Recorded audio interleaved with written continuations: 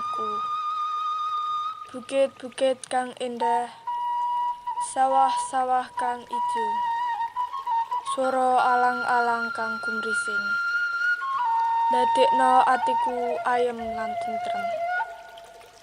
Wit-witan kang rindang, embun kang nyejukake ati, lemah kang gembur lan subur, alamku kang apik lan agung.